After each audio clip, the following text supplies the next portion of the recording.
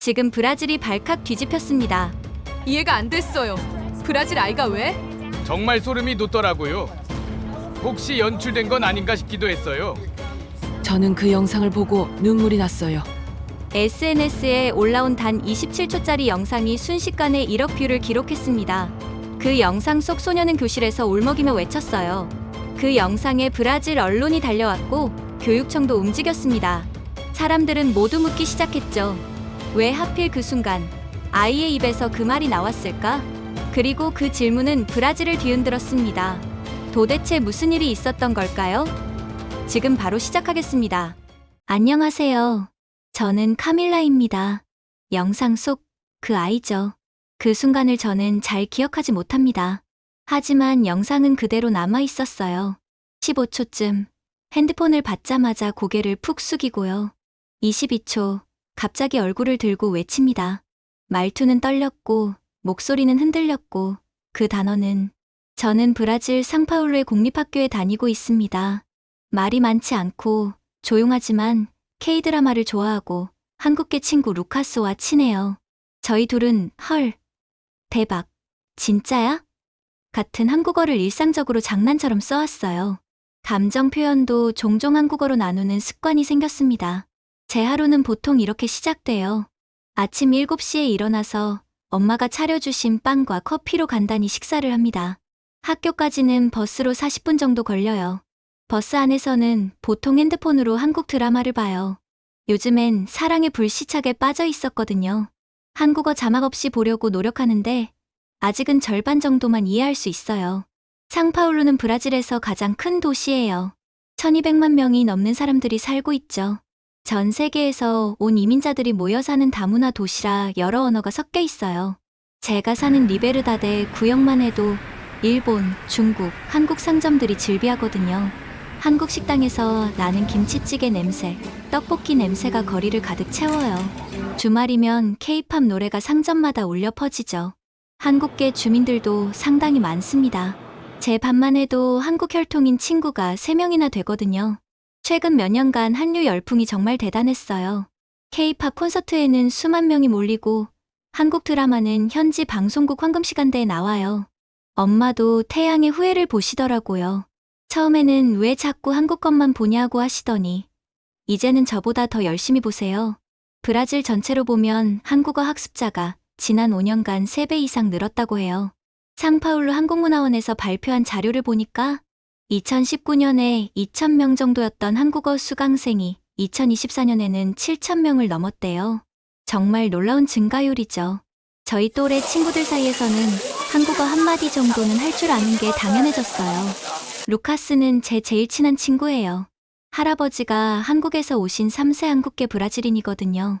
하지만 집에서는 포르투갈어만 써서 한국어는 저와 비슷한 수준이에요. 저희가 한국어를 배우기 시작한 건 중학교 2학년 때였어요. 처음에는 단순히 드라마를 이해하고 싶어서 시작했는데 점점 깊이 빠져들었죠. 특히 감정을 표현할 때 한국어가 편했어요. 포르투갈어로 미안합니다라고 하면 너무 격식적이고 무거운 느낌이에요. 하지만 한국어로 미안해요라고 하면 부드럽고 자연스러워요. 고맙습니다도 마찬가지예요. 오브리가다보다 고마워요가 더 친근하게 들리거든요. 그날은 토요일이었어요. 아나 선생님의 주말 한국어 수업 시간이었습니다. 저희 학교는 공립학교지만 주말마다 한국어 수업을 열고 있어요. 한국문화원의 지원을 받아서 시작한 프로그램이거든요. 학생 20명 정도가 참여하고 있어요. 수업료는 무료예요. 브라질 정부에서 다문화 교육을 적극 지원하고 있거든요. 아나 선생님은 정말 멋진 분이에요. 30대 초반의 브라질 여성이신데 서울대학교에서 한국학을 전공하셨어요.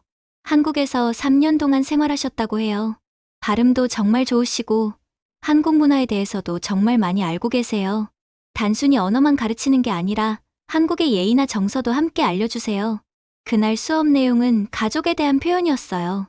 아버지, 어머니, 형, 누나 같은 기본 호칭부터 사랑해요. 보고 싶어요. 같은 감정 표현까지 배웠어요. 아나 선생님은 항상 문화적 배경도 함께 설명해 주세요. 한국에서는 가족에게 감정을 직접 표현하는 것이 얼마나 소중한지, 또 어떤 뉘앙스가 있는지까지요. 수업이 한창 진행 중일 때였습니다. 오전 10시 30분쯤이었어요. 제 핸드폰이 진동으로 울렸어요. 평소에는 수업 중에 전화를 받지 않는데 그날은 왠지 불안한 느낌이 들었어요. 발신자는 산타 카사 병원이라고 나와 있었거든요. 상파울루에서 가장 큰 병원 중 하나예요. 저는 잠깐 나가려다 그냥 자리에서 전화를 받았습니다. 아나 선생님도 제 표정을 보시고는 괜찮다는 손짓을 해주셨어요. 전화를 받는 순간 제 얼굴이 하얗게 질렸어요. 간호사의 목소리가 들렸거든요. 카밀라 씨 어머님이 응급실에 계십니다. 과호흡으로 쓰러지셔서 지금 안정을 취하고 계시는데 가족분이 오셔야 할 것 같습니다. 그 순간 머릿속이 하얗게 변했어요. 엄마가 쓰러지셨다고? 평소에 건강하신 분인데 갑자기 왜? 온갖 생각이 머릿속을 스쳐갔어요. 심장이 너무 빨리 뛰어서 숨이 막힐 것 같았어요. 손이 떨리기 시작했고 목소리도 나오지 않았어요. 수업 전체가 정적에 빠진 그 순간 제 입에서 그 말이 나왔습니다. 엄마가 다쳤어요. 또렷한 한국어 발음으로 교실을 울렸어요. 저도 모르게 나온 말이었어요. 친구들은 순간 얼어붙었고 아나 선생님은 망설임 없이 제게 다가가셨어요. 선생님의 얼굴에도 놀람과 걱정이 동시에 스쳐갔어요. 카밀라야, 무슨 일이야? 진정해봐. 아나 선생님이 제 어깨를 살짝 두드리며 말씀하셨어요. 저는 떨리는 목소리로 상황을 설명했어요. 선생님은 즉시 교감실에 연락을 취하시고 저를 병원까지 데려다 주겠다고 하셨어요. 이 모든 장면이 우연히 수업을 기록 중이던 친구 영상 속에 담겨 있었어요. 마르코스라는 친구가 그날 수업 내용을 복습하려고 핸드폰으로 촬영하고 있었거든요. 평소에도 가끔 그렇게 했어요. 아나 선생님도 복습에 도움이 된다며 허락해 주셨고요. 그런데 그 순간이 고스란히 담긴 거죠. 해당 영상은 처음에는 마르코스의 개인 카톡방에만 있었어요. 그런데 반 친구들이 신기하다며 공유하기 시작했고 학교 공식 계정에도 업로드됐어요. 학교에서는 다문화 교육의 성과를 보여주는 사례라며 자랑스럽게 여겼거든요. 하지만 그게 이렇게 퍼질 줄은 몰랐어요. 교내 커뮤니티에서 지역 학생 채널로 다시 SNS 인기 클립으로 번져나갔어요. 영상에선 제 외침만 남아있고 자막도 없이 돌아다녔습니다. 처음에는 학교 친구들 사이에서만 화제가 됐어요. 카밀라가 한국어로 말했대. 이런 식으로요. 그런데 점점 더 많은 사람들이 보기 시작했어요. 댓글 반응이 폭발했어요. 이거 실화야? 한국어야? 진짜 한국어? 저 말이 왜 저기서 나와? 나 이거 보고 울었다. 이런 댓글들이 쏟아졌습니다. 사람들이 정말 신기해했어요. 브라질 소녀가 위급한 상황에서 자연스럽게 한국어를 썼다는 게 믿어지지 않는다는 반응이 많았어요. 특히 한국 교민들의 반응이 뜨거웠어요. 우리 아이들도 저렇게 자연스럽게 한국어를 쓸 수 있을까? 정말 감동적이다. 한국어가 저 아이에게 진짜 언어가 된 것 같다. 이런 댓글들이 달렸어요. 사건 후 학교 상담 선생님의 요청으로 간단한 인터뷰를 진행했어요. 상담실은 조용하고 아늑했어요. 벽에는 여러 나라 국기가 붙어 있었고 책장에는 다문화 관련 서적들이 꽂혀 있었어요. 상담 선생님은 50대 여성분이셨는데 정말 따뜻한 분이셨어요. 저는 고개를 숙이고 말했습니다. 기억이 잘 안 나요. 그냥 그 말이 나왔어요. 그 단어가 제일 먼저 생각났어요. 사실 그때가 정말 혼란스러웠어요. 왜 한국어가 나왔는지, 포르투갈어가 아니라 왜 한국어였는지 저도 이해할 수 없었거든요. 그런데 상담 선생님은 그게 자연스러운 일이라고 하셨어요. 감정적으로 충격을 받을 때는 평소에 가장 친숙한 언어가 나온다고요. 친구 루카스는 웃으며 말했어요. 우리가 평소에 감정 얘기할 때 한국어 많이 썼잖아. 몸이 먼저 기억한 거 아닐까? 정말 그런 것 같았어요. 루카스와 제가 기쁠 때, 슬플 때, 화날 때 자주 썼던 말들이 한국어였거든요. 진짜 좋아. 너무 슬퍼. 정말 화나. 이런 표현들을 한국어로 하는 게 더 자연스러웠습니다. 포르투갈어로는 뭔가 어색했거든요. 특히 가족에 대한 걱정을 표현할 때 엄마, 아빠라는 한국어 단어가 더 친근하게 느껴졌어요. 그래서 그 순간 제 마음이 제일 먼저 찾은 언어가 한국어였던 것 같아요. 마치 몸이 기억하고 있던 것처럼요. 영상은 예상과 달리 수만 뷰를 넘기며 확산됐습니다. 처음 24시간 동안 조회수가 5만을 넘었어요. 일주일 후에는 670만이라는 믿을 수 없는 숫자에 도달했죠. 저도 처음에는 믿기지 않았어요. 단순히 학교 수업 중에 일어난 일이 이렇게 많은 사람들의 관심을 받을 줄은 몰랐거든요. 영상이 퍼지는 과정이 정말 신기했어요. 처음에는 학교 공식 인스타그램 계정에 업로드됐어요. 다문화 교육의 성과라는 제목으로요. 그런데 며칠 지나지 않아서 교내 커뮤니티에서 화제가 되기 시작했어요. 우리 학교 카밀라가 한국어로 말했대 라는 식으로 입소문이 났죠. 그 다음에는 상파울루 지역 학생들이 많이 사용하는 틱톡 채널에 올라갔어요. 브라질 소녀의 놀라운 한국어라는 제목으로요. 여기서 조회수가 급격히 늘기 시작했어요. 하루 만에 10만 뷰를 넘었거든요. 틱톡 알고리즘이 이 영상을 한국어에 관심 있는 사람들에게 자동으로 추천했던 것 같아요. 마지막 단계는 유튜브와 페이스북이었어요. 여러 계정에서 이 영상을 공유하기 시작했어요. 한국 관련 컨텐츠를 다루는 브라질 유튜버들이 리액션 영상을 만들었고, 한국 교민 커뮤니티에서도 공유됐어요. 심지어 한국에서도 이 영상이 화제가 됐다고 들었어요. 영상에는 제 외침만 남아 있었고, 자막도 없이 돌아다녔어요. 그래서 사람들이 더 궁금해했던 것 같아요. 정확히 뭐라고 말했는지, 왜 한국어를 썼는지 알 수 없으니까 상상력을 자극했던 거죠. 나중에 자막을 단 버전들이 나오기 시작했는데, 그때 엄마가 다쳤어요 라는 의미를 알고 더 많은 사람들이 감동했다고 해요. 댓글 반응이 정말 폭발적이었어요. 포르투갈어, 영어, 스페인어, 심지어 한국어 댓글까지 다양했어요. 이거 실화야? 한국어야? 진짜 한국어? 저 말이 왜 저기서 나와? 나 이거 보고 울었다. 이런 댓글들이 수천 개씩 달렸어요. 특히 감동적이었던 댓글들이 많았어요. 언어는 마음이구나. 감정은 국경이 없다. 이 아이에게 한국어는 진짜 언어가 됐다. 같은 반응들이요. 한국 교민들의 댓글도 인상적이었어요. 우리 아이들에게도 한국어가 저렇게 자연스러운 언어가 되었으면 정말 자랑스럽다. 이런 내용들이었어요. 하지만 의심의 눈길도 있었어요. 쇼 아니야? 미리 준비한 것 같은데. 너무 완벽해서 믿기지 않는다. 이런 댓글들도 상당했어요. 그런 댓글을 볼 때마다 속상했어요.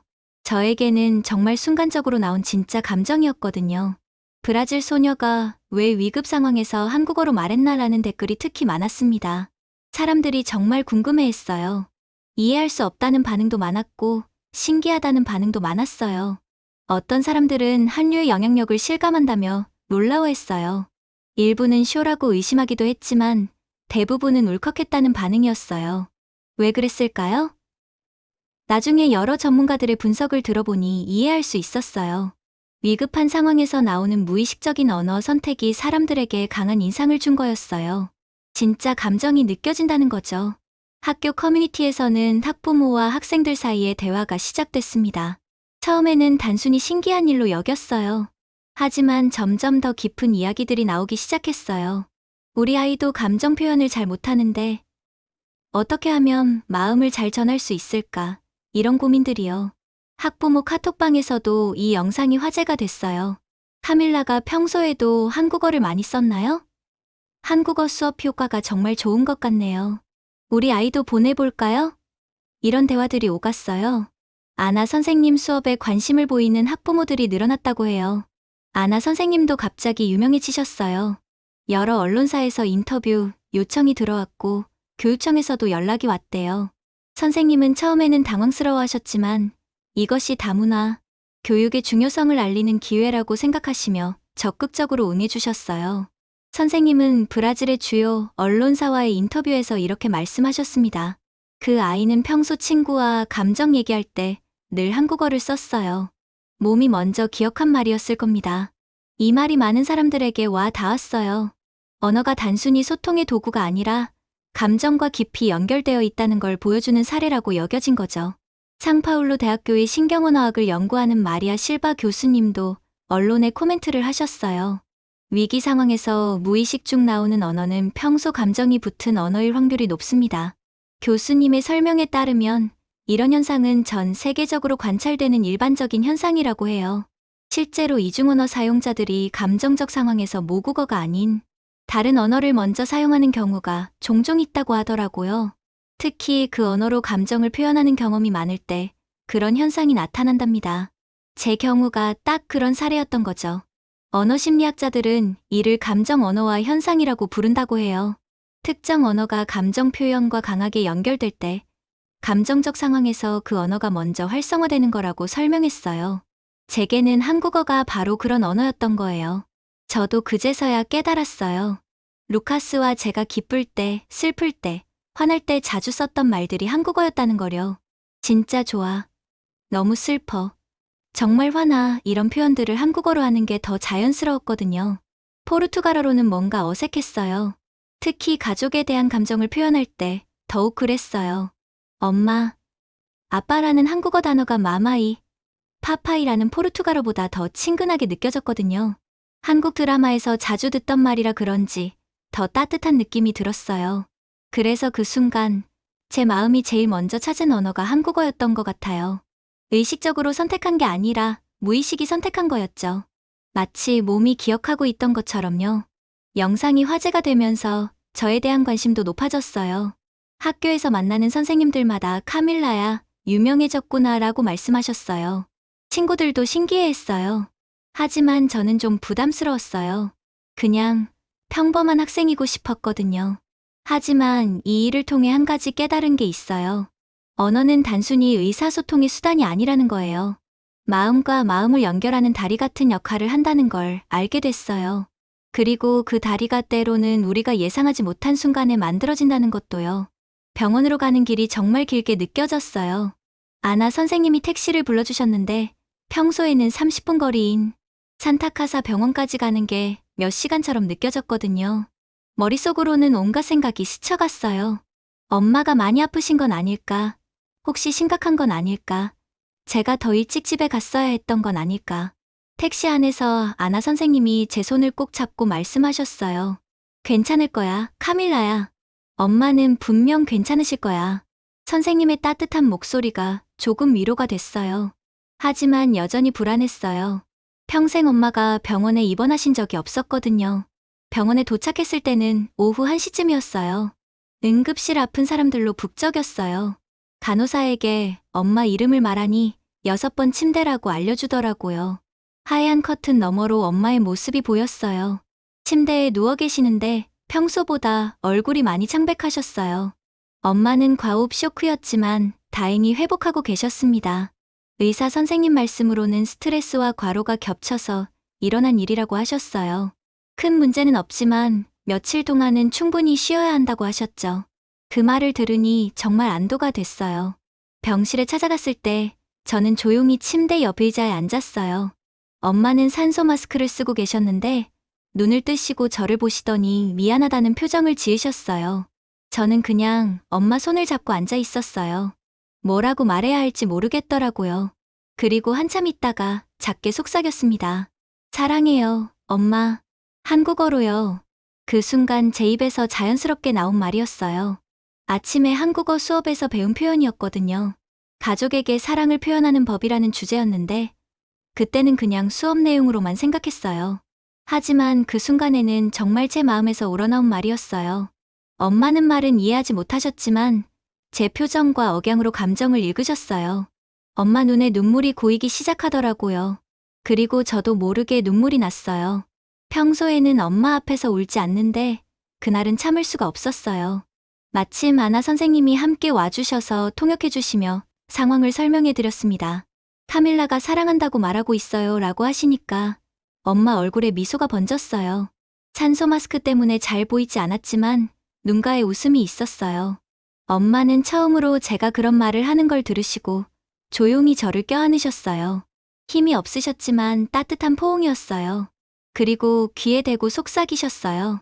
우리 딸이 그런 말을 할 줄 몰랐어요. 말 안 해도 알 줄 알았는데 아니었네요.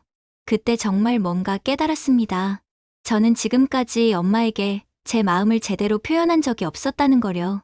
브라질에서는 보통 감정 표현을 잘 안 해요.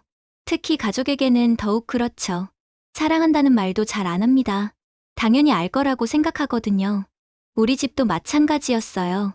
아빠는 평생 엄마에게 사랑한다는 말을 하시는 걸 들어본 적이 없어요. 그냥 행동으로 보여주시는 분이거든요. 매일 일찍 일어나서 일하러 가시고 주말에는 집안일을 도와주시고.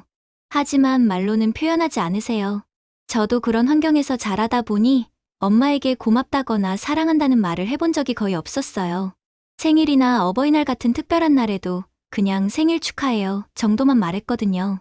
깊은 감정을 표현하는 건 어색했어요. 하지만 한국어로는 달랐어요. 사랑해요 라는 말이 자연스럽게 나왔거든요. 한국 드라마에서 자주 들었던 말이라 그런지 부담스럽지 않았어요. 오히려 따뜻하게 느껴졌습니다. 포르투갈어로 테 아모라고 하면 너무 진부하게 들리는데 한국어로 사랑해요라고 하니까 새롭고 진실하게 느껴졌어요. 상파울루 대학교의 언어심리학 연구에 따르면 외국어로 감정을 표현할 때 모국어보다 심리적 부담이 덜하다고 해요. 모국어는 너무 직접적이고 무겁게 느껴지는데 외국어는 한 겹의 막이 있어서 더 편하게 표현할 수 있다는 거죠. 저에게는 한국어가 바로 그런 역할을 했던 것 같아요. 특히 한국어의 존댓말 시스템이 도움이 됐어요. 사랑해요 라는 표현은 존중하는 마음이 담겨 있으면서도 친근해요. 포르투갈어의 테, 아모보다 더 예의 바르고 따뜻하게 느껴졌거든요. 아마 한국 문화의 가족에 대한 존중이 언어에 스며들어 있기 때문인 것 같아요. 엄마도 그걸 느끼셨나 봐요. 그날 이후로 저희 사이가 많이 달라졌거든요. 엄마는 제가 한국어로 감정을 표현하는 걸 신기해하시면서도 그 마음을 이해하려고 노력하셨어요. 병원에서 돌아온 다음 주부터 아나 선생님께 한국어 몇 마디를 배우시기도 했죠. 고마워요. 미안해요. 사랑해요. 이런 기본적인 표현들을요. 엄마는 50살이 넘으신 나이에 외국어를 배우는 게 쉽지 않으셨겠지만 정말 열심히 하셨어요. 발음도 몇 번이고 반복해서 연습하셨고요. 그리고 저에게 가끔 한국어로 말씀하시기 시작했어요. 아침에 일어날 때 안녕하세요 라고 하시거나 제가 학교에서 돌아오면 고생했어요 라고 하시거나 발음은 어색하셨지만 그 마음이 전해졌습니다. 특히 기억에 남는 건 엄마가 처음으로 사랑해요 라고 한국어로 말씀하신 날이에요. 제가 학교에서 시험을 잘 봤다고 자랑했을 때였거든요. 엄마는 사랑해요, 카밀라야 라고 하시면서 제 머리를 쓰다듬어 주셨어요. 발음이 완벽하지는 않았지만 그 순간만큼은 완벽한 한국어였어요. 그때부터 저희 집 분위기가 바뀌기 시작했어요. 감정 표현을 더 자주 하게 됐거든요. 한국어가 우리 가족에게 새로운 소통 방식을 열어준 셈이었어요. 아빠도 처음에는 신기해하시더니 나중에는 고마워요 정도는 따라서 말씀하시더라고요. 무엇보다 저와 엄마 사이에 새로운 대화가 시작됐어요. 한국 드라마 이야기도 함께하고 한국 문화에 대해서도 이야기했어요. 엄마는 한국의 가족 문화가 어떤지, 어떻게 서로를 존중하는지에 대해 궁금해하셨어요. 아나 선생님께서 한국의 가족 문화에 대해 설명해 주셨어요. 한국에서는 가족 간에도 존댓말을 쓰고 서로를 아끼고 존중하는 마음을 표현하는 문화가 있다고 하셨죠. 그런 이야기를 들으니까 엄마도 한국어에 더 관심을 갖게 되셨어요. 그렇게 해서 한국어가 우리 가족의 새로운 감정 표현 언어가 됐어요. 중요한 순간에는 한국어로 마음을 전하는 게 자연스러워졌거든요. 물론 일상 대화는 여전히 포르투갈어로 하지만 감정이 깊이 담긴 말들은 한국어로 하는 경우가 많아졌어요. 영상 사건 이후 학교 분위기가 확실히 달라졌어요. 복도를 걸을 때마다 다른 반 학생들이 저를 알아보고 손을 흔들어 주었거든요. 한국어 소녀라는 별명까지 생겼어요. 처음에는 좀 부담스러웠지만 나쁜 의미는 아니었어요. 학교에서 학생들이 저에게 묻기 시작했습니다. 쉬는 시간마다 제 주변에는 호기심 어린 친구들이 모였어요. 그 한국어 말, 뭐라고 한 거야? 한국어 어렵지 않아? 나도 배울 수 있을까? 저는 대답했어요. 그냥 엄마가 아플 때 말한 거야. 친구랑 장난치다 익힌 말인데 그냥 그게 먼저 나왔어. 하지만 친구들의 관심은 단순한 호기심을 넘어섰어요. 제가 한국어로 감정을 표현하는 모습을 보고 자신들도 뭔가 다른 방식으로 마음을 전하고 싶어 했어요. 특히 집에서 부모님과 대화할 때 어려움을 겪는 친구들이 많았거든요. 마르코스라는 친구가 말했어요. 나는 아빠한테 고맙다는 말을 한 번도 제대로 해본 적이 없어. 너처럼 자연스럽게 말할 수 있을까? 카를로스도 비슷한 고민이 있었어요. 엄마랑 싸우고 나서 미안하다고 말하고 싶은데 뭔가 어색해서 못하겠어. 그런 분위기를 느낀 학교 상담 선생님과 아나 선생님이 협력해서 뭔가 새로운 걸 시작하셨어요. 감정 말하기 수업이라는 시범 수업이었습니다. 사실 브라질 교육부에서도 최근 몇 년간 다문화 언어 교육의 중요성을 강조하고 있었거든요. 특히 감정 표현과 관련된 언어 교육에 관심이 높아지고 있었어요. 교육부 자료에 따르면 브라질 청소년들의 30% 이상이 가족과의 감정 소통에서 어려움을 겪고 있다고 해요. 특히 여학생들도 남학생들 못지않게 가족에게 속마음을 표현하는데 어려워한다는 조사 결과가 있었어요. 전통적인 브라질 문화에서 감정 표현을 많이 하지 않는 경향이 있거든요. 첫 번째 시범 수업은 화요일 방과 후에 열렸어요. 참여한 학생은 15명 정도였는데 대부분 제 반 친구들이었어요. 교실 분위기는 조금 어색했어요. 다들 뭘 해야 할지 모르겠다는 표정이었거든요. 아나 선생님이 먼저 말문을 여셨어요. 오늘은 감정을 표현하는 여러 가지 방법에 대해 이야기해 볼게요. 포르투갈어로도 하고 원하는 친구들은 간단한 한국어 표현도 배울 수 있어요. 수업 내용은 간단했어요. 오늘 기분 어때요? 기분이 안 좋을 땐 뭐라고 말하죠? 가족에게 고마운 마음을 어떻게 표현할까요? 이런 질문들로 시작했어요. 처음에는 모두들 쑥스러워했어요. 마리아라는 친구가 먼저 용기를 냈어요. 저는 할머니께 고맙다고 말하고 싶은데 어떻게 말해야 할지 모르겠어요. 할머니가 매일 학교까지 데려다 주시고 간식도 챙겨주시는데 한 번도 제대로 고맙다는 말을 못했다고 하더라고요. 아나 선생님이 대답하셨어요. 포르투갈어로는 오브리가다, 보보라고 할 수 있죠. 하지만 한국어로는 고마워요, 할머니라고 할 수도 있어요. 어떤 게 더 편한가요? 마리아가 두 표현을 다 따라 해봤어요. 그리고는 신기하다는 표정을 지었어요. 한국어가 더 따뜻하게 들려요. 정말 그랬어요. 같은 의미인데도 느낌이 달랐거든요. 처음엔 정말 어색했습니다. 브라질 아이들은 보통 감정을 직접적으로 말하지 않거든요. 특히 가족에게는 더욱 그래요. 왜 그런 말을 해라는 분위기가 있었어요. 하지만 한국어로는 좀 달랐어요. 뭔가 게임 같은 느낌이 들었거든요. 루카스가 말했어요. 한국어로 하니까 부담스럽지 않네. 마치 연기하는 것 같아. 다른 친구들도 비슷한 반응을 보였어요. 외국어라서 그런지 평소보다 자연스럽게 감정을 표현할 수 있었던 거예요. 두 번째 수업부터는 참여하는 학생들이 늘어났어요. 소문이 퍼져서 다른 반 학생들도 오기 시작했거든요. 심지어 몇몇 선생님들도 관심을 보이셨어요. 교감 선생님도 한번 참관하러 오셨을 정도였어요. 상담 선생님이 설명해 주셨어요. 감정을 표현하는 건 연습이 필요해요. 특히 우리 문화에서는 더욱 그렇죠. 하지만 다른 언어를 통해서라면 좀 더 쉬울 수 있어요. 정확한 지적이었어요. 세 번째 수업에서는 실제로 역할극을 해봤어요. 가족 상황을 설정하고 각자 감정을 표현해보는 거였어요. 아빠가 늦게 들어오셔서 피곤해 보일 때, 엄마가 요리를 해주셨을 때, 형제자매와 싸운 후에 같은 상황들이었어요. 처음에는 모두들 웃기만 했어요. 어색해서 그랬던 것 같아요. 하지만 점점 진지해지기 시작했어요. 카를로스는 아빠 고생하셨어요. 라는 한국어 표현을 연습했어요. 안나는 엄마 고마워요를 반복해서 말해봤고요. 수업 말미에 저는 친구들에게 말했습니다.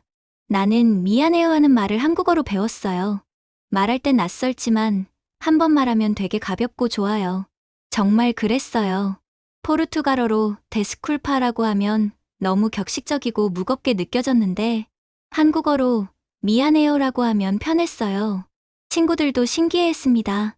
루카스는 고마워요를 좋아했어요. 오브리가두보다 고마워요가 더 따뜻하게 들린다고 했거든요. 마리아는 괜찮아요를 자주 썼어요. 누군가 실수했을 때 괜찮아요라고 해주면 분위기가 훨씬 부드러워졌어요. 재밌는 건 각자 선호하는 표현이 달랐다는 점이에요. 어떤 친구는 사랑해요를 좋아했고 어떤 친구는 힘내세요를 자주 썼어요. 성격에 따라 다른 것 같았어요. 4주차 수업에서는 실제 가정에서 써본 경험을 나누는 시간을 가졌어요. 마리아가 먼저 손을 들었어요. 할머니께 고마워요라고 했는데 할머니가 뭔 뜻인지 물어보시더라고요. 설명해드리니까 너무 좋아하셨어요. 카를로스도 경험을 나눴어요. 아빠랑 축구 보다가 재밌어요라고 했더니 아빠가 웃으시면서 따라하시더라고요. 그래서 간단한 한국어 몇 개 가르쳐드렸어요. 이런 이야기들을 들으니까 정말 뿌듯했어요. 제 작은 경험이 이렇게 다른 친구들에게도 영향을 주고 있다는 게 신기했거든요. 언어학자들에 따르면 새로운 언어로 감정을 표현하는 건 기존의 감정 표현 패턴을 바꾸는 효과가 있다고 해요. 모국어에서는 어색하거나 부담스러웠던 표현이 외국어에서는 자연스럽게 나올 수 있다는 거죠. 저희가 바로 그런 경험을 하고 있었던 거예요. 특히 한국어의 존댓말 시스템이 도움이 됐어요. 부모님께 말할 때 자연스럽게 존댓말을 쓰게 되니까 더 정중하고 예의 바르게 대화할 수 있었거든요. 브라질에서는 부모님께도 평어를 쓰는 경우가 많은데 한국어로는 자연스럽게 존댓말이 나왔어요. 5주 정도 지나니까 확실히 변화가 보였어요. 수업에 참여한 친구들이 전반적으로 더 적극적으로 감정을 표현하기 시작했어요. 교실 분위기도 전보다 따뜻해졌고요. 선생님들도 이런 변화를 눈치채셨어요. 감정 말하기 수업이 시작된 지 2주 정도 지나니까 자연스럽게 학생들 사이에서 새로운 움직임이 생겼어요. 점심시간에 자발적인 모임이 생긴 거예요. 한 단어 말하기 놀이라고 부르기 시작했어요. 친구 루카스가 아이디어를 냈어요. 어느 날 점심을 먹고 난 후 빈 교실에서 종이에 여러 단어를 적어놨거든요. A사 용지 한 장에 색깔 펜으로 예쁘게 써놨어요. 슬퍼요. 행복해요. 고마워요. 미안해요. 괜찮아요. 힘내세요. 사랑해요. 보고 싶어요. 처음에는 한국어 단어만 10개 정도였어요. 그런데 며칠 지나니까 포르투갈어 단어들도 추가됐어요. 오브리가다, 데스쿨파, 테 아모 같은 거요. 스페인어나 영어 단어들도 가끔 섞였어요.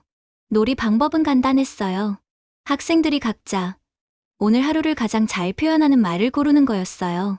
그리고 왜 그 단어를 골랐는지 간단히 설명하는 거였고요. 강제적이지 않았어요. 하고 싶은 사람만 참여했어요. 첫날에는 5명 정도만 참여했어요.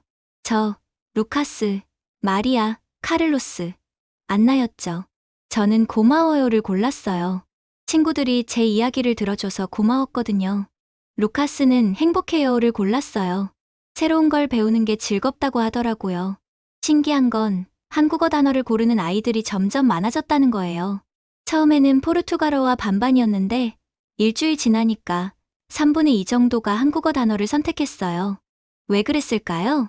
나중에 생각해보니 한국어 표현들이 더 구체적이고 세밀했어요. 포르투갈어의 오브리가다는 그냥 고맙다는 뜻이지만 한국어의 고마워요는 뭔가 더 따뜻하고 친근하게 들렸거든요. 억양도 부드럽고 말하는 사람도 듣는 사람도 기분이 좋아지는 느낌이었어요. 괜찮아요도 마찬가지였어요. 포르투갈어로는 툰두뱅, 나웅파즈 말 이런 표현들이 있는데 좀 딱딱하고 차가운 느낌이에요. 하지만 괜찮아요는 부드럽고 따뜻했어요. 누군가 실수했을 때 괜찮아요 라고 해주면 정말 괜찮다는 느낌이 들었거든요. 특히 힘내세요 라는 표현이 인기가 많았어요. 포르투갈어로 격려할 때는 바모스 같은 말을 쓰는데 이건 좀 강압적인 느낌이 있어요. 하지만 힘내세요는 응원하면서도 부드러운 느낌이었어요. 2주차에는 참여하는 학생이 15명까지 늘어났어요. 다른 반 학생들도 오기 시작했거든요. 심지어 고학년인 3학년 학생들도 가끔 와서 구경했어요. 1학년들이 뭘 하길래 라는 호기심이었죠. 3주차부터는 놀이 방식이 조금 바뀌었어요. 단순히 단어를 고르는 것뿐만 아니라 그 단어를 사용한 짧은 문장을 만들어 보는 거였어요. 예를 들어 고마워요를 골랐다면 친구가 도와줘서 고마워요 이런 식으로요. 마리아가 만든 문장이 기억에 남아요. 할머니가 매일 간식을 챙겨주셔서 고마워요. 마리아는 할머니와 함께 살고 있는데 평소에 고마운 마음을 표현하지 못했다고 했어요. 하지만 한국어로는 자연스럽게 나왔다고 하더라고요. 카를로스는 아빠가 늦게 들어오셔도 힘내세요라는 문장을 만들었어요. 아빠가 공사장에서 일하시는데 매일 힘들어하시는 모습을 봤대요.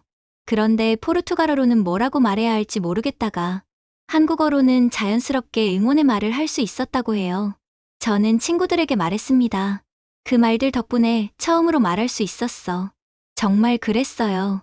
한국어 단어들이 저희에게 감정을 표현할 수 있는 새로운 방법을 알려준 거였어요. 마치 다리 같았습니다. 마음과 마음을 연결해주는 다리요. 지금까지는 그 다리가 없어서 건널 수 없었던 감정들이 한국어라는 다리를 통해 전달될 수 있었어요. 4주차에는 정말 신기한 일이 일어났어요. 한 친구가 울먹이며 교실에 들어왔어요. 집에서 부모님과 싸우고 온 거였어요. 평소 같으면 아무도 뭐라고 말하지 않았을 거예요. 브라질 문화에서는 남의 사적인 일에 개입하지 않는 경우가 많거든요. 하지만 그날은 달랐어요. 한 친구가 조용히 다가가서 괜찮아요? 라고 물어봤어요. 그러니까 다른 친구들도 하나둘씩 다가가기 시작했어요. 힘내세요. 우리가 있어요. 함께 있어 줄게요. 이런 말들이 자연스럽게 나왔어요. 그 친구는 한국어를 잘 모르는 아이였는데도 그 따뜻한 마음이 전해진 것 같았어요. 금세 울음을 그치고 미소를 지었거든요. 그리고 고마워요 라고 따라 말했어요. 발음은 어색했지만 진심이 담겨 있었어요. 그 순간 정말 감동적이었어요. 언어의 장벽을 넘어서 마음이 전해지는 걸 직접 봤거든요. 한국어를 모르는 친구도 그 따뜻한 억양과 표정만으로 의미를 이해할 수 있었어요. 브라질의 언어학자 마르셀로 카르발류 교수의 연구에 따르면 다문화 환경에서 자란 청소년들이 감정 표현용 외국어 어휘를 습득할 때 모국어보다 더 풍부한 감정 표현이 가능해진다고 해요. 특히 한국어의 경우 감정 표현이 매우 세밀하고 다양해서 브라질 청소년들에게 새로운 소통 방식을 제공한다는 연구 결과도 있어요. 실제로 한국어에는 미묘한 감정의 차이를 표현하는 단어들이 많아요. 고마워요와 감사해요의 차이, 미안해요와 죄송해요의 차이, 사랑해요와 좋아해요의 차이 같은 거요. 이런 세밀한 구분이 감정을 더 정확하게 표현할 수 있게 도와준 것 같아요. 저희가 바로 그 연구에 살아있는 증거였던 셈이에요. 한국어 단어 몇 개가 저희 교실에 작은 혁명을 일으킨 거죠. 말하지 못했던 마음들이 한국어를 통해 표현되기 시작했어요. 5주차에는 다른 학년에서도 관심을 보이기 시작했어요. 2학년, 3학년 학생들이 가끔 와서 구경하고 갔어요. 어떤 3학년 선배는 우리도 해보고 싶다고 말하기도 했어요. 선생님들의 반응도 좋았어요. 담임 선생님은 교실 분위기가 많이 따뜻해졌다고 하셨고, 아나 선생님은 언어가 이렇게 사람을 변화시킬 수 있다는 게 신기하다고 하셨어요. 무엇보다 저 자신이 많이 변했어요.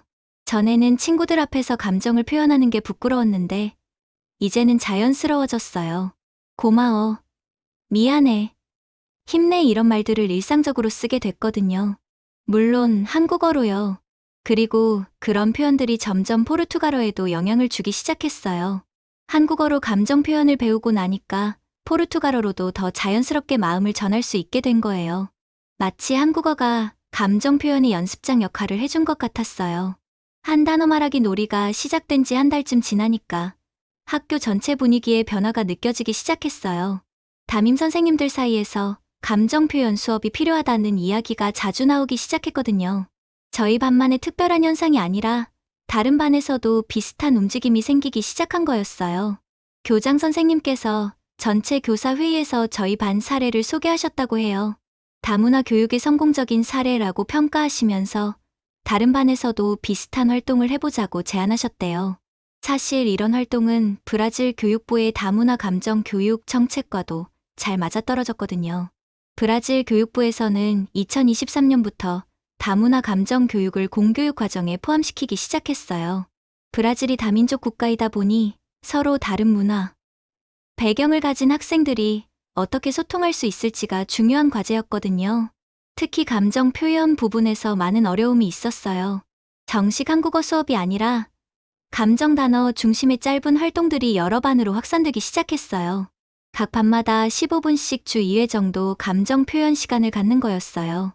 아나 선생님이 각 반을 돌아다니면서 도와주셨고요. 2학년 A반에서는 감정 일기 쓰기가 유행했어요. 하루 있었던 일을 감정 단어 중심으로 적는 거였어요. 오늘은 수학 시험 때문에 걱정됐어요. 하지만 친구가 도와줘서 고마웠어요. 결과가 좋아서 행복해요. 이런 식으로요. 3학년 B반에서는 감정 편지 쓰기를 했어요. 가족이나 친구에게 평소에 하지 못했던 말을 편지로 쓰는 거였어요. 대부분 한국어 감정 표현을 섞어서 썼대요. 포르투갈어로만 쓰면 어색한데 한국어가 섞이니까 더 자연스러웠다고 하더라고요. 저는 이런 변화를 보면서 정말 신기했어요. 제가 무의식적으로 내뱉은 한마디가 이렇게 학교 전체로 퍼져나갈 줄은 몰랐거든요. 마치 작은 돌멩이가 호수에 떨어져서 파문을 만드는 것 같았어요. 하교 전 교실 청소 시간마다 오늘의 단어를 칠판에 쓰는 것도 제 일과가 되었습니다. 괜찮아요. 다행이에요. 조심하세요. 수고하세요. 잘했어요. 이런 단어들이요. 처음에는 장난으로 시작했는데 친구들이 진짜로 관심을 보이기 시작했어요. 특히 수고하세요라는 표현이 인기가 많았어요. 포르투갈어에는 딱히 대응하는 표현이 없거든요. 누군가 열심히 일했을 때 수고하세요라고 하면 그 사람이 정말 기뻐했어요. 인정받는 느낌이 든다고 하더라고요. 며칠 후 몇몇 아이들이 고백하기 시작했습니다. 이 말 부모님께 써봤다고요. 특히 고마워요와 미안해요를 집에서 써본 친구들이 많았어요. 부모님들도 신기해하시면서 뜻을 물어보셨다고 하더라고요. 카를로스의 이야기가 특히 인상적이었어요. 카를로스는 아버지와 관계가 좋지 않았거든요. 아버지가 공사장에서 일하시는데 집에 오시면 항상 피곤해하시고 짜증을 많이 내셨어요. 카를로스도 아버지를 피하게 됐고 대화를 거의 하지 않았어요. 그런데 어느 날 아버지와 싸운 후에 미안해요라고 한국어로 말했다고 했어요. 포르투갈어로 사과하기는 너무 어색했는데 한국어로는 자연스럽게 나왔다고 하더라고요. 아버지도 처음에는 당황하셨지만 무슨 뜻인지 물어보시더래요.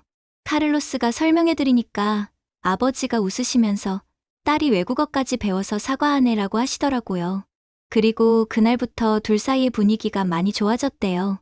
아버지도 고마워요 정도는 따라서 말씀하시게 됐고요. 안나의 이야기도 감동적이었어요.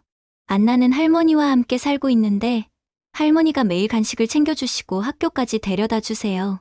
하지만 안나는 그동안 고맙다는 말을 제대로 못했었어요. 브라질에서는 가족 간에 그런 말을 잘 안 하거든요. 그런데 고마워요. 나는 한국어를 배우고 나서는 자연스럽게 할머니께 말할 수 있게 됐대요. 한국어로 하니까 부담스럽지 않았다고 해요. 할머니도 처음에는 신기해하셨지만 안나가 설명해드리니까 너무 좋아하셨대요. 우리 손녀가 외국어로 고맙다고 하네라고 하시면서 이웃들에게 자랑하고 다니셨다고 해요. 그리고 안나에게 한국어를 더 가르쳐달라고 하셨대요. 지금은 할머니도 안녕하세요, 고마워요 정도는 하실 수 있다고 해요. 이런 작은 변화들이 교실 분위기를 완전히 바꿔놓았습니다. 전에는 감정 표현을 잘 안 하던 아이들이 말문을 여는 계기가 된 거예요. 특히 내성적인 아이들의 변화가 두드러졌어요. 브라질에서는 감정 표현을 하면 약해 보인다는 인식이 있었거든요. 하지만 한국어로는 달랐어요. 외국어라서 그런지 게임하는 것 같은 느낌이 들어서 부담스럽지 않았어요. 고마워요, 미안해요 같은 말을 자연스럽게 할 수 있게 됐거든요. 상파울루 교육청의 다문화 교육 담당자인 마리아 실바 씨가 직접 저희 학교를 방문했어요. 교육청에서 저희 학교 사례를 주목하고 있었거든요. 외국어를 통한 감정 표현 교육이 내성적인 학생들에게 새로운 소통 기회를 제공한다는 평가를 내렸어요. 실제로 브라질 전국적으로 이런 사례가 늘고 있다고 해요. 특히 한국어뿐만 아니라 일본어, 중국어 등 동아시아 언어를 통한 감정 표현 교육에 관심이 높아지고 있대요. 동아시아 언어들이 감정 표현에 있어서 더 세밀하고 다양한 표현을 제공하기 때문이라고 해요. 저는 이런 변화를 보면서 정말 뿌듯했습니다. 제가 무의식적으로 내뱉은 한마디가 이렇게 많은 변화를 만들어낼 줄은 몰랐거든요. 단순히 저 개인의 경험으로 끝나는 게 아니라 다른 많은 친구들에게도 도움이 된다는 게 기뻤어요. 하지만 무엇보다 좋았던 건 친구들이 서로에게 더 친절해졌다는 점이었어요. 괜찮아요, 힘내세요, 고마워요 같은 말들이 일상적으로 오가니까 교실 전체 분위기가 따뜻해졌어요. 한 번은 시험 기간에 스트레스 받는 친구에게 자연스럽게 힘내세요 라고 말하는 걸 봤어요. 그 친구가 웃으면서 고마워요 라고 대답하더라고요. 이런 작은 대화들이 쌓이면서 우리 반은 정말 가족 같은 분위기가 됐어요. 선생님들도 이런 변화를 눈치채셨어요. 담임 선생님은 우리 반이 다른 반보다 협력을 잘한다고 하셨고, 체육 선생님은 단합이 잘 된다고 하셨어요. 수업 분위기도 전보다 훨씬 활발해졌어요. 3개월쯤 지나니까 이런 변화가 성적에도 영향을 미치기 시작했어요. 우리 반 평균 점수가 올라갔거든요. 서로 도와주고 격려하는 분위기가 만들어지니까 공부에도 도움이 된 것 같았어요. 학교 연극제가 3개월 후로 다가왔을 때 저와 친구들은 자연스럽게 함께 참여하기로 했습니다. 매년 열리는 문화축제의 하이라이트였거든요. 각 반에서 하나씩 작품을 준비해서 발표하는 거였어요. 보통은 유명한 연극이나 동화를 각색해서 하는 경우가 많았는데 저희는 뭔가 특별한 걸 하고 싶었어요. 루카스가 먼저 아이디어를 냈어요. 우리가 겪은 일을 연극으로 만들어보면 어떨까? 처음에는 부끄러웠어요. 제 개인적인 경험을 무대에 올린다는 게 어색했거든요. 하지만 친구들이 모두 좋다고 하더라고요. 카밀라 이야기만이 아니라 우리 모두의 이야기야. 마리아가 말했어요. 우리가 어떻게 말하는 법을 배웠는지 보여주자. 카를로스도 동의했어요. 감정 표현이 어려운 건 우리만의 문제가 아니잖아. 그래서 저희는 짧은 발표극을 만들기로 했습니다. 제목은 그날 나는 말하고 싶었다였어요. 제목을 정할 때도 한참 고민했어요. 언어가 만든 다리, 마음을 전하는 말 같은 후보들도 있었는데 결국 가장 솔직한 제목으로 정했어요. 대본을 쓰는 과정이 정말 재밌었어요. 아나 선생님이 도와주셨는데 저희가 겪은 실제 경험들을 바탕으로 각색했어요. 너무 사실적으로 하면 재미없을 것 같아서 상징적인 장면들로 구성했어요. 장면 구성은 이렇게 했어요. 첫 번째 장면은 침묵의 교실이었어요. 학생들이 모두 자리에 앉아 있지만 아무도 말하지 않는 거예요. 각자 고민이 있고 말하고 싶은 게 있지만 어떻게 표현해야 할지 모르는 상황을 보여주는 거였죠. 두 번째 장면에서는 한 학생조 역할이 갑자기 외국어로 무언가를 외치는 거예요. 다른 학생들은 놀라지만 그 진심 어린 목소리에 마음이 움직이기 시작해요. 세 번째 장면이 핵심이었어요. 누군가 넘어지고 주변 사람들은 말이 없어요. 그때 한 아이가 용기 내서 말합니다. 괜찮아요? 그러면 모두 따라 말하기 시작하는 거예요. 괜찮아요. 도와줄까요?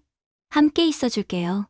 네 번째 장면에서는 학생들이 서로에게 감정을 표현하기 시작해요. 고마워요. 미안해요. 사랑해요. 같은 말들이 교실을 가득 채우는 거죠. 그리고 마지막에는 모든 학생들이 손을 잡고 원을 만들면서 우리는 이제 말할 수 있어요 라고 외치는 거였어요. 연극 준비 과정에서 정말 재밌는 일들이 많이 있었어요. 대사를 연습할 때 한국어 단어들이 자연스럽게 섞여 들어갔거든요. 포르투갈어로만 하면 뭔가 어색했는데 한국어가 섞이니까 훨씬 자연스러웠어요. 특히 위로의 말들은 한국어가 더 적절했어요. 괜찮아요는 포르투갈어, 에스타 투두뱅보다 훨씬 부드럽게 들렸거든요. 함께 있어줄게요. 도 한국어로 하면 더 따뜻하게 느껴졌어요.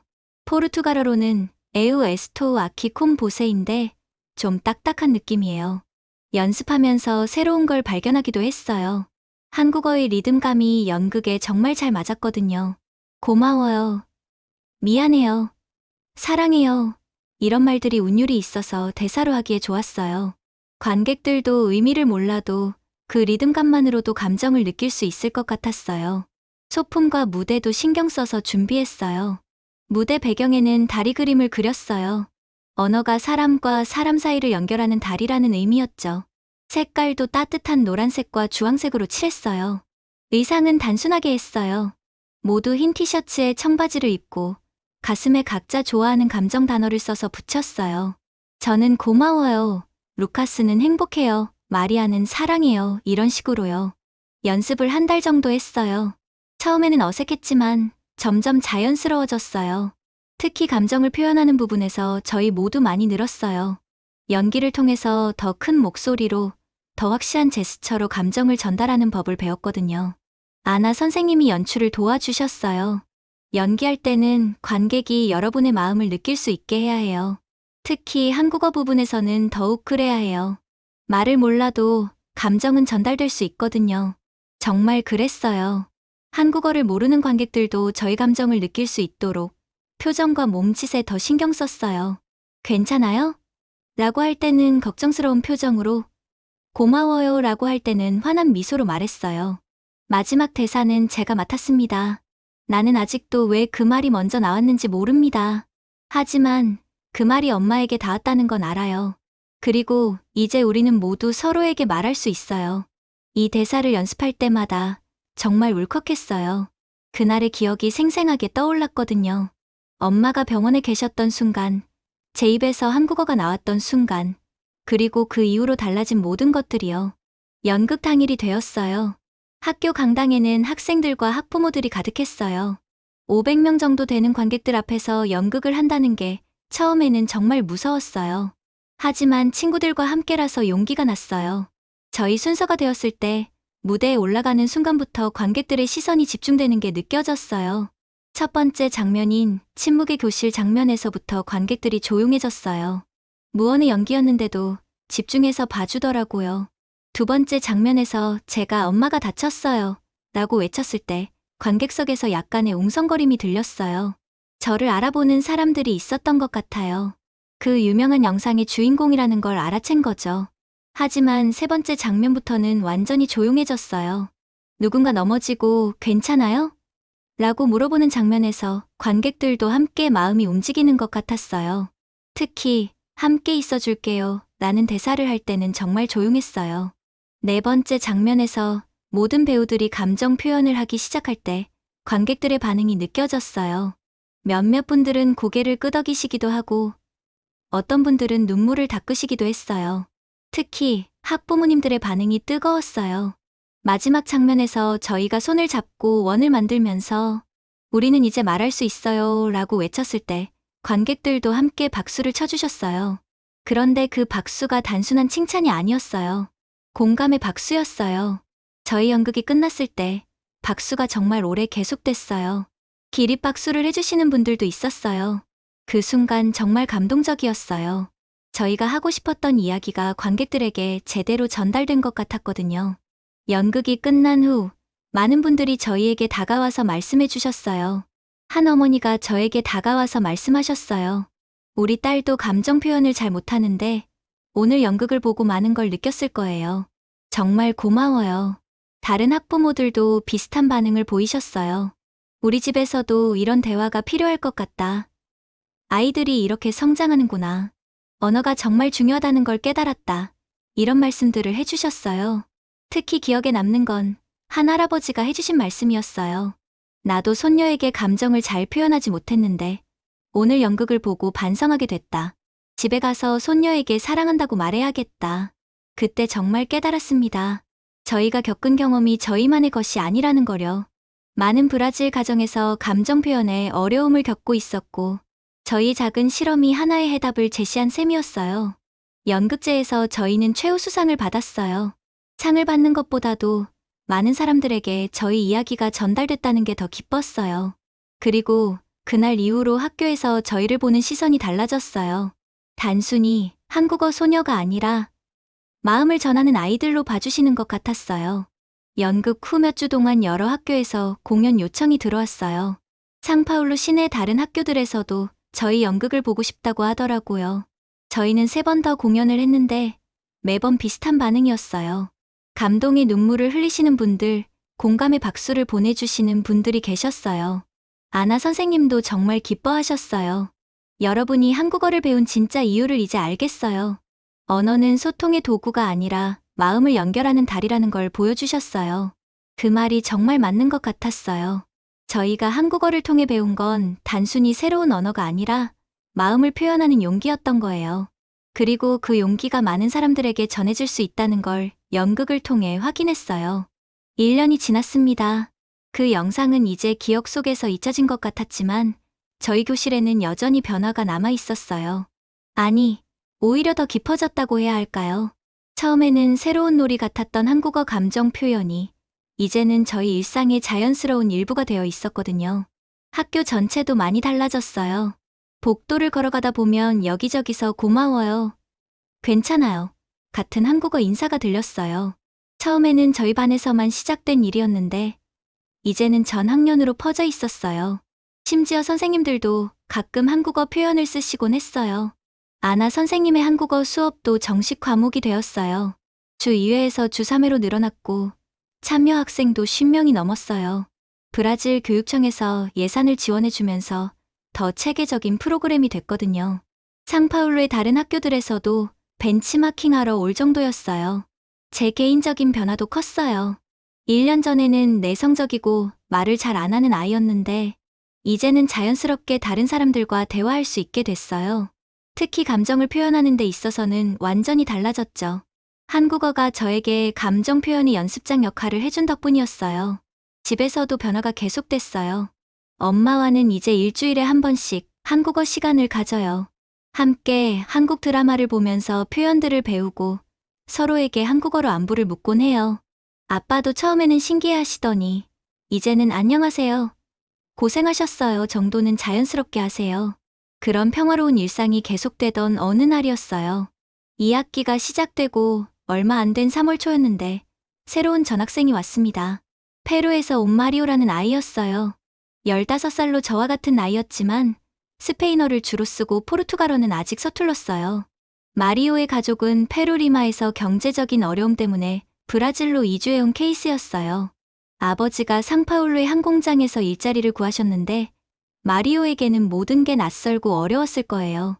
언어도 다르고 문화도 다르고 친구도 없고요.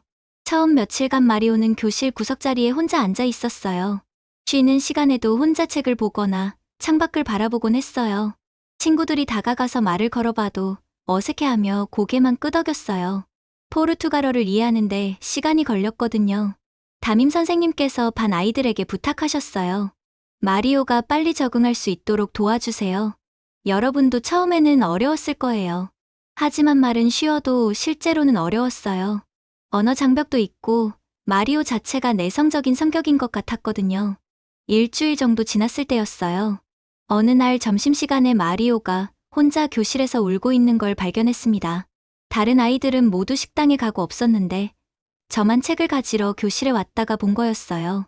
마리오는 책상에 엎드려서 조용히 흐느끼고 있었어요. 그 모습을 보는 순간 1년 전 제 모습이 떠올랐어요. 말하고 싶은 게 있지만 어떻게 표현해야 할지 몰라서 답답했던 그때요. 마리오도 분명 똑같은 마음일 거라는 생각이 들었어요. 아무도 다가가지 못하고 있을 때 저는 조용히 마리오 옆자리에 앉았어요. 그리고 말했습니다. 괜찮아. 나도 그런 적 있어.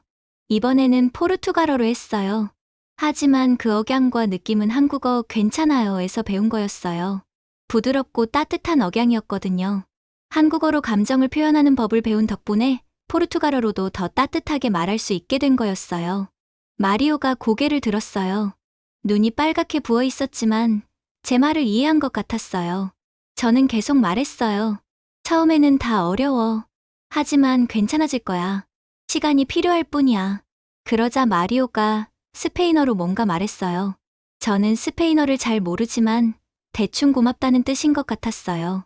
그리고 울음을 멈추고 작은 미소를 지었어요.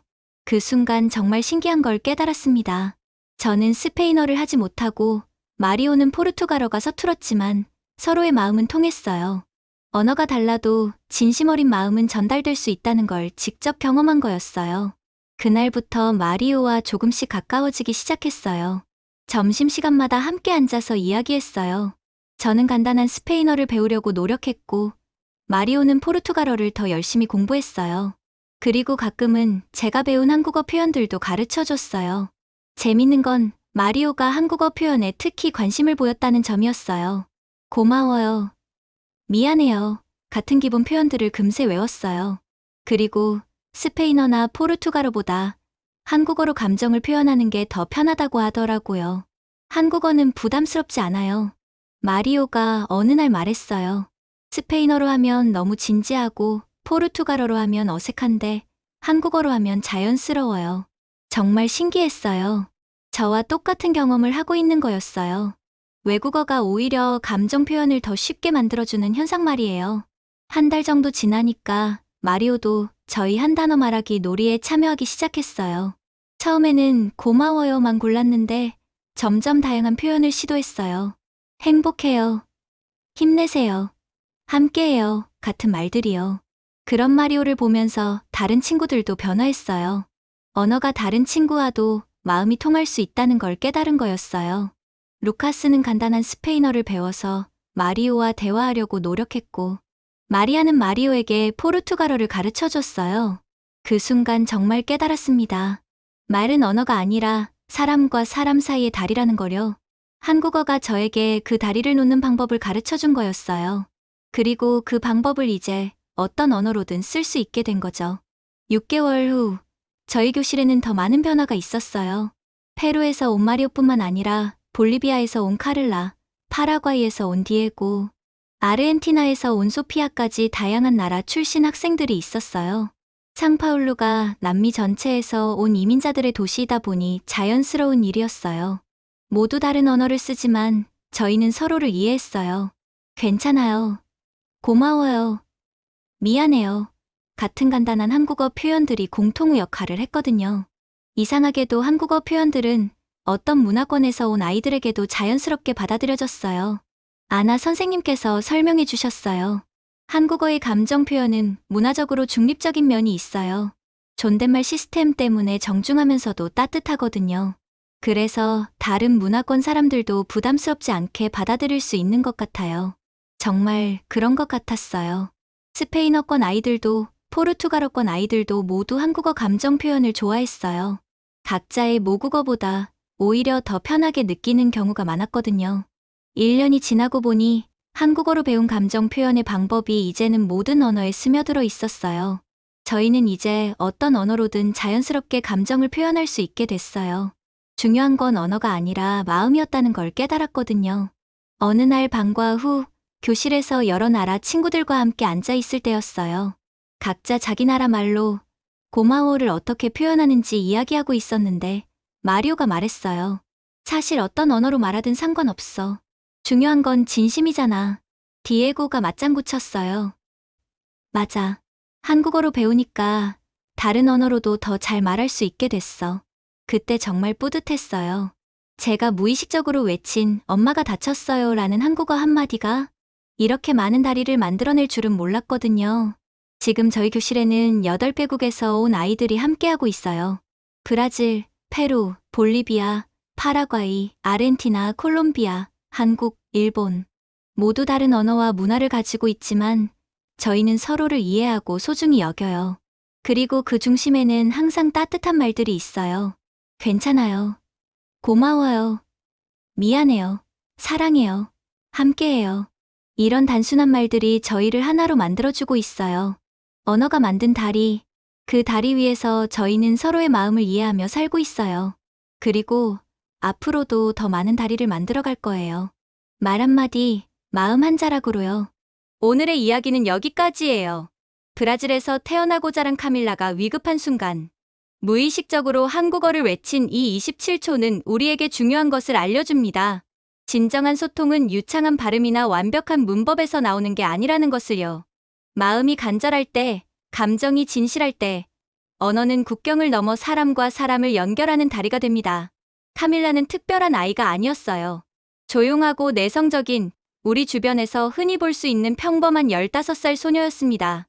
하지만 그 평범한 아이의 한마디가 교실을 바꾸고 학교를 움직이고 수많은 가정에서 새로운 대화를 시작하게 만들었어요.